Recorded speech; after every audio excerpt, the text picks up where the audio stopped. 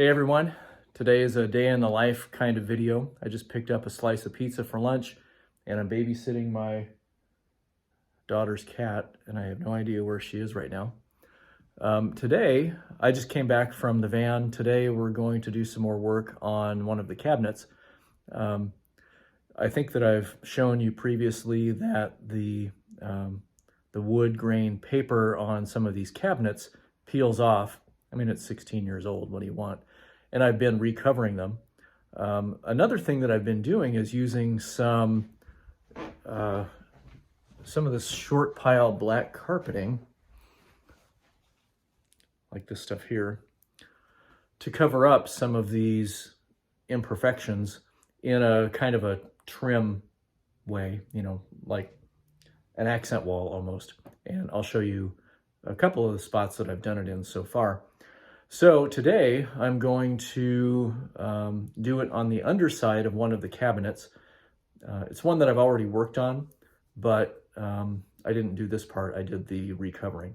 So I've taken the cabinet down and it's downstairs in the car right now. I'm going to bring it in and I'll show you what I'm up to.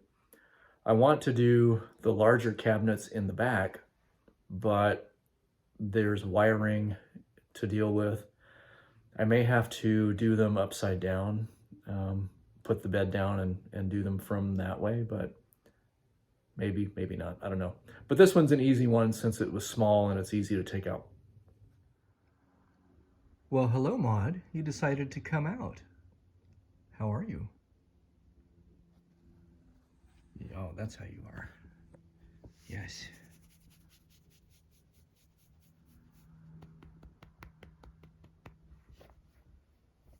Oh.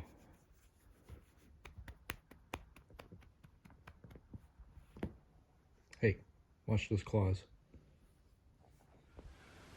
So I have a few things that I need to do here. And in order to do it right, I pretty much have to take the thing apart. So this is the cabinet that goes over the barrel chair in the van. And there's a couple of things going on here. So the front side of the cabinet, the interior, the wood grain stuff has peeled away, basically most of it. And that also is missing down here underneath. So in order to replace that, I really need to take this entire side off so that I can recover it, kind of like I did with the other stuff that I did. I did the outside, which didn't require taking it apart. In order to do that, and I took this cabinet down complete, it has the blinds that I installed, so I need to take the blind out in order to do this the right way. And you'll see that I actually do have some carpet on here already. I tried this yesterday just to see how it was going to work out. I'm not happy with how it turned out, mainly because I was in an odd angle and I want to redo it. The nice thing about this carpet is it's really easy to work with, but it's also easy to do things in multiple pieces.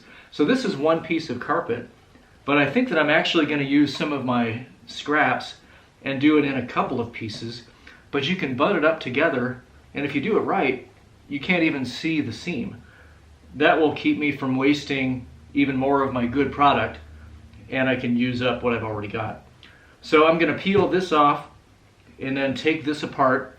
I'm going to want to recover this wood side on the inside, and then I can put it back together. But I think that's it. So I'll have to take all this apart first, but it's all pretty easy stuff.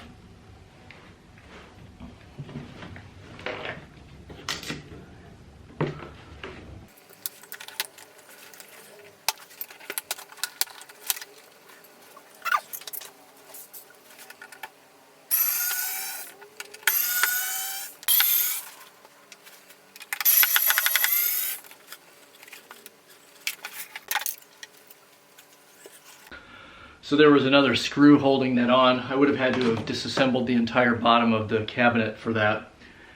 So instead I just broke off the screw. I'm gonna look into shoring this up anyway, but I think that I'd rather do it in a way where I don't have to disassemble the entire cabinet. Now that I have the side of the cabinet off, you can see how bad a shape it's in. So I'm going to peel this all off and recover it.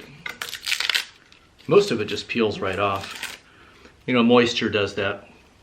But I'm going to scrape all this off and get it recovered. You know, something else that's been on my mind for the van and wanting to travel now, I don't have a refrigerator that I'm comfortable using. I have a 3-way refrigerator in there now. It's 16, 17 years old. It's not very efficient. It's meant to run on propane, which I really don't want. The propane in the van I want to use for the furnace, but I can't run it on 12 volts because that refrigerator, not only does it run full bore on 12 volts, which means it's drawing about 12 or 13 amps, and it'll drain the batteries in a matter of hours. It's also not thermostatically controlled. So it's really just a maintenance, like you're driving from one place to another where you can't have the propane on. So I've been fighting over what to do about that. And I decided, instead of putting in a fixed replacement refrigerator, and I found one that would probably be a great replacement for it, I'm going to do a chest refrigerator instead. It's made by Iceco. It was a great price. I'll put a link to it in the description below. But it also has a slide made for it so that I can mount it in the cabinet where the refrigerator is and then pull it out for easy access. But at the same time, if I want to take it out of the van completely for whatever reason, if I'm going someplace in the Jeep or whatever, I can just take it out and take it with me. And it's about half the cost of a comparable actual RV 12 volt refrigerator. So I think that it's going to be a nice compromise. That's shipping. It shipped today. So hopefully I can get that done pretty soon.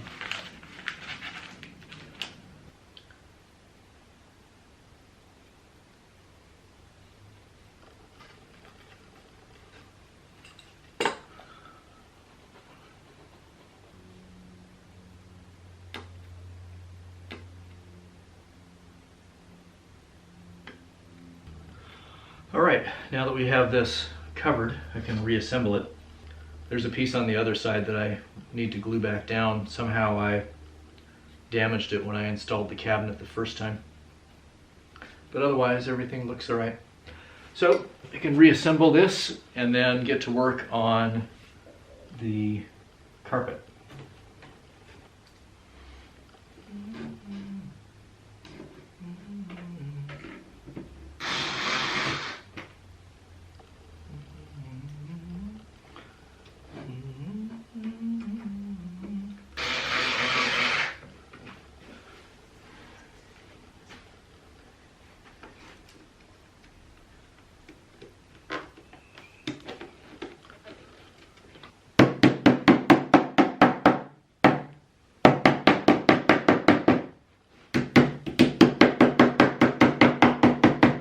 There, and now the inside is all nice and new again. Looks nice. So next, we're gonna do the carpet work. So I really only have to cover this part here, and then I can tuck it underneath the blinds. So I think I'll get to work on that next. Just a little more detail work. There's another section here that lifted, so we're going to do the same thing with it.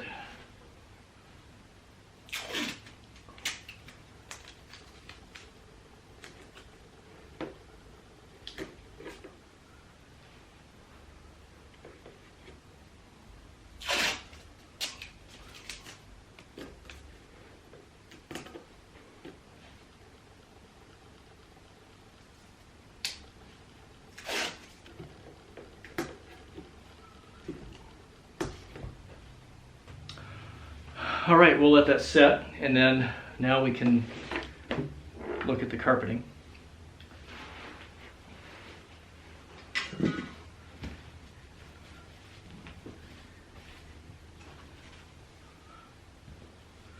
So I'm going to look for a straight edge already that I can work from. And then I'll just have this section that I can use. So the back side here I just have to cut. It doesn't have to be perfect because it's going to be hidden. This needs to be cleaned up a little bit. But this stuff is easy to work with, so if I secure it on this side, then I can adjust it over here into its proper location.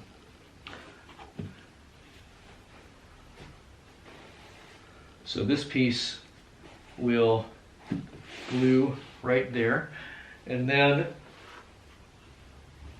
the blind goes right up against it so that it's tucked up behind it. So you have a nice folded or rolled edge.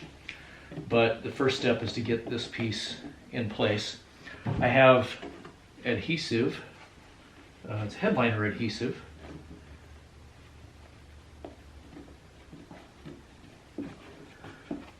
This is much easier when you're not upside down. So I'm going to go put some adhesive on the back of this, and then we'll lay it in place. So I'm skipping ahead a little bit. My battery is low.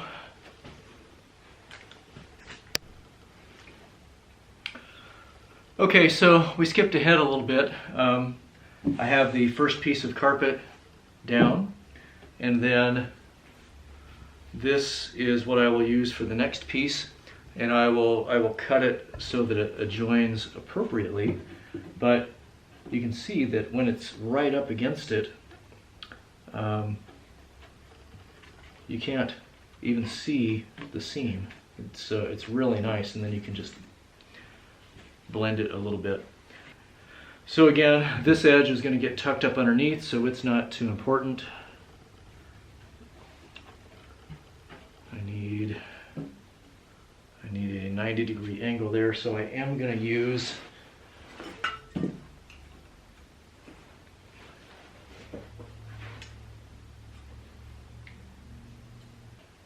a workbench would be helpful, wouldn't it? I do want a 90-degree angle for this cut though, so I'm just going to follow along that.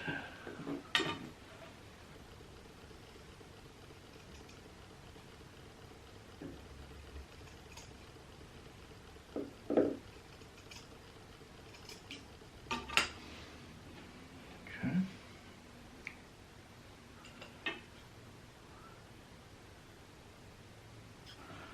All right, so there's my 90. And there's some flexibility with the carpet too, so the next step is to mark where I need to cut this piece.